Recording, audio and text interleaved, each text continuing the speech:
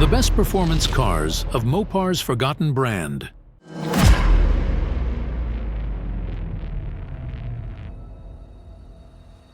This is actually the very first Chrysler. We think about cars today, everyone calls an automobile, they call it a car.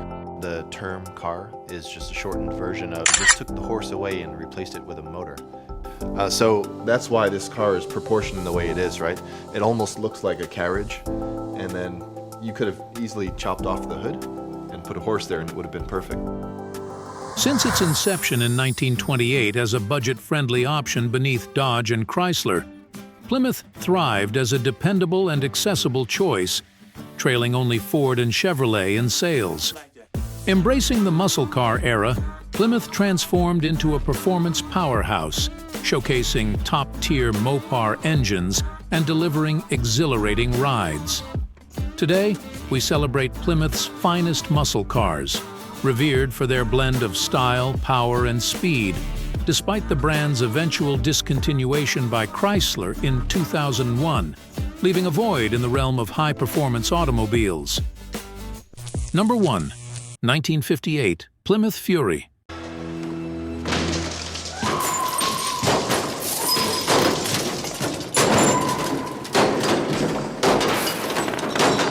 Before the Fury became a standalone model, it was an option on the Belvedere. In 1958, Chrysler introduced the Golden Commando engine, replacing the iconic Hemi, but not forsaking performance. The Golden Commando boasted a 350 CID displacement, enhanced equipment, and 305 HP. Plymouth even dabbled with fuel injection, though it proved troublesome, leading the factory to revert to a conventional 4-barrel setup and compensate owners. Had the fuel injection been successful, it could have unleashed up to 315 horsepower.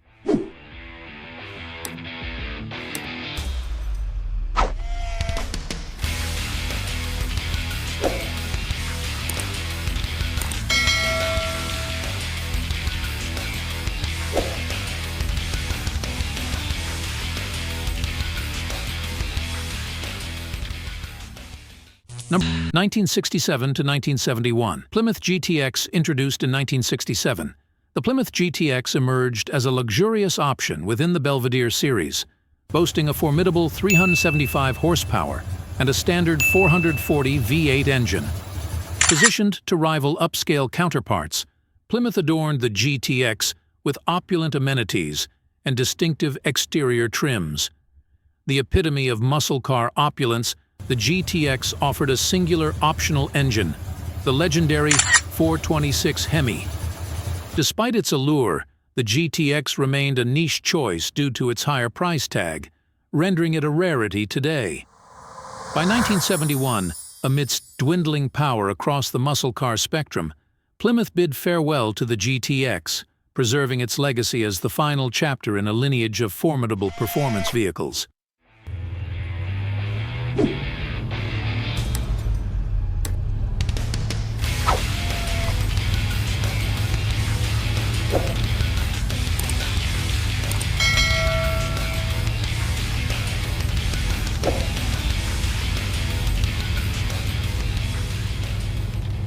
Number 3.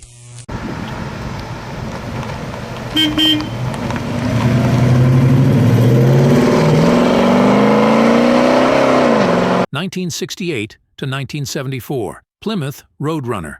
The Roadrunner, introduced in 1968, revolutionized the muscle car scene with its affordable yet powerful design, embodying a new era of accessible performance vehicles. Utilizing the iconic cartoon character as its namesake, Plymouth's $60,000 investment in branding raised eyebrows, but proved wildly successful, setting the stage for a trend of bold graphic designs in the muscle car realm. Despite its lack of luxury features, the Roadrunner boasted formidable options, including the potent 383 V8 engine, with upgrades available to the legendary 440 and Hemi 426 powertrains. With prices starting at just over $3,000 in 1970, the Roadrunner offered unparalleled performance for budget-conscious enthusiasts, though those opting for premium features saw costs soar past $4,000.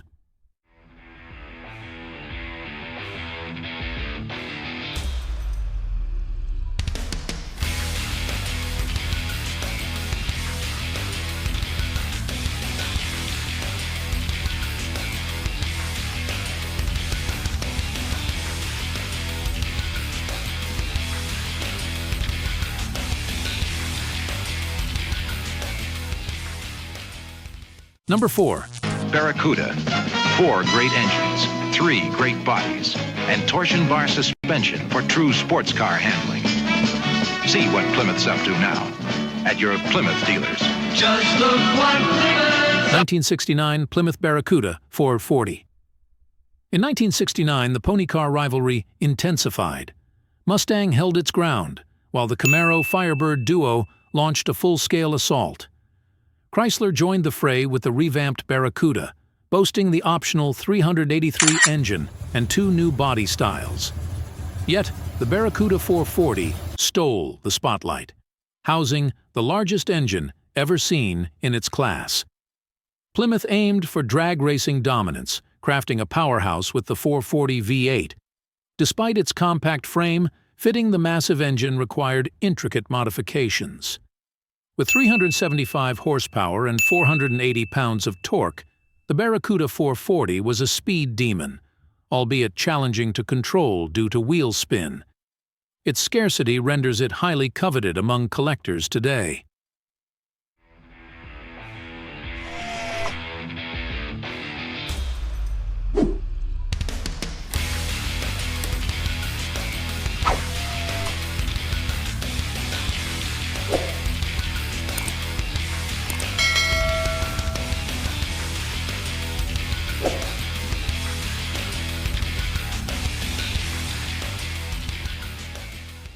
Number 5. Back in the day, if your car company wanted to put a car on the stock car races, then you actually had to sell some of those cars to your customers, for real. That's why crazy stuff like this happened.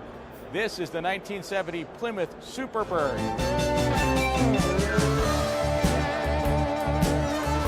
1970 Plymouth Superbird. The Plymouth Superbird, one of the craziest muscle cars ever, boasts a legendary graphics package. To dominate the aero wars in NASCAR, Plymouth crafted just under 2,000 road-ready Superbirds based on the Roadrunner. Featuring a standard 440 V8 and optional 426 Hemi, it sported aerodynamic enhancements like a nose cone and a massive rear spoiler. Its distinct design included hideaway headlights and a rear glass conversion for optimal wind resistance. Adorned with vibrant colors and striking graphics, the Superbird epitomized muscle car artistry.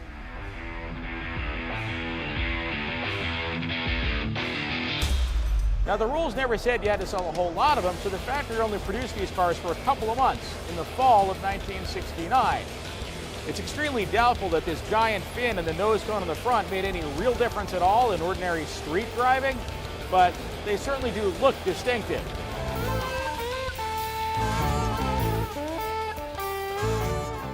Number 6.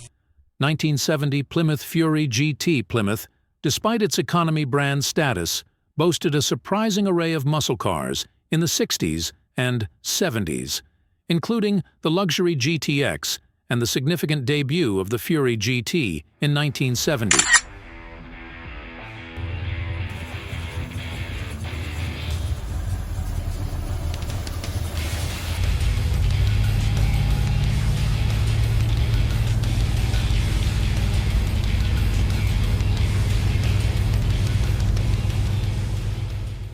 The Fury GT, a 2-door coupe version of the Fury sedan, epitomized full-size muscle with its blend of style and power. Featuring a renowned 440 V8 engine with a 3-carburetor setup delivering 375 HP, it offered a choice between a 727 Torque-A-Flight automatic and a 4-speed manual transmission, the latter favored for real performance. However, despite its formidable specs, the Fury GT struggled due to its weight and relatively high price, leading to its discontinuation after just 1 year.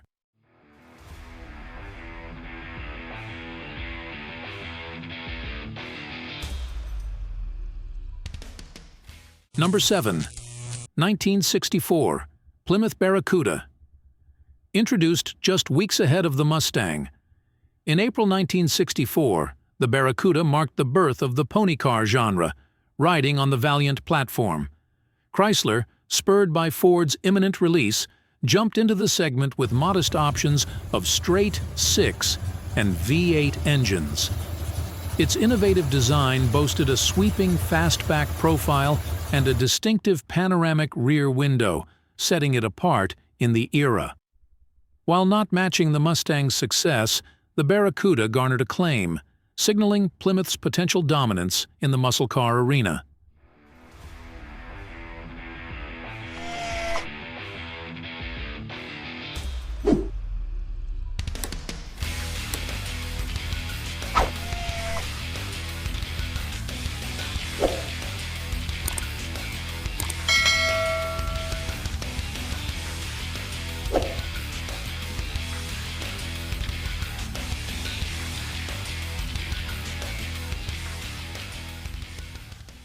Number 8, 1965.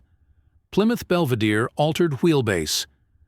Chrysler's omission of the race Hemi lightweight models for 1965 led to the production of altered wheelbase Plymouths and Dodges for professional racers and the emerging FX class. These FX cars, a precursor to today's funny cars, allowed factory-supported teams to race vehicles with radical modifications.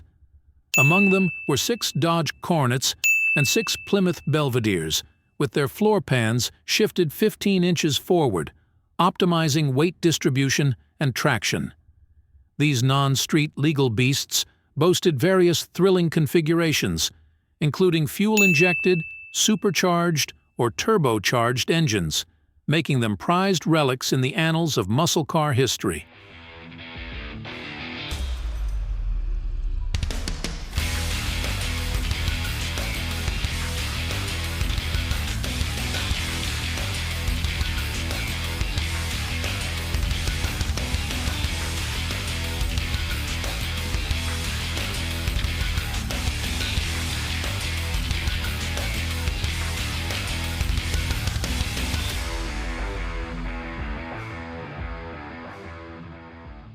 Number 9.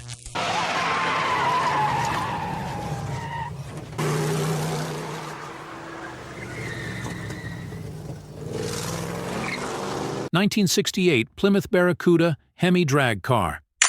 In 1968, Plymouth unleashed 50 drag racing specials, outfitting Barracuda fastback bodies with 426 race-spec Hemi engines, a precursor to the iconic 1970 production model.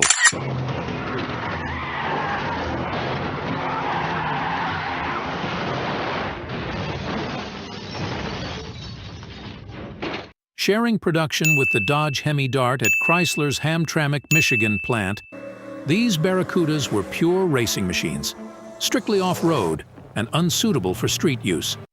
Sold exclusively to racing teams, they arrived in primer, awaiting the personal touches of their destined racers.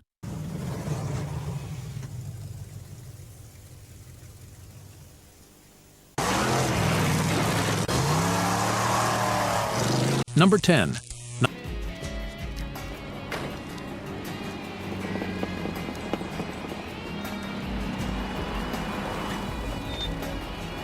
1970, Plymouth AAR Cuda.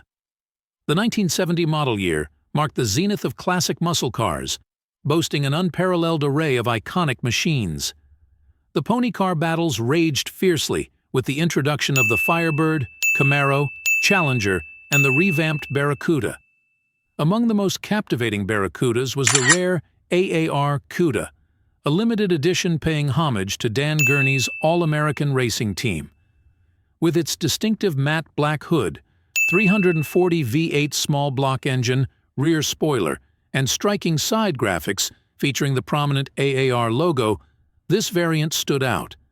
Despite its allure, its elevated price tag restricted production to just 2,624 units.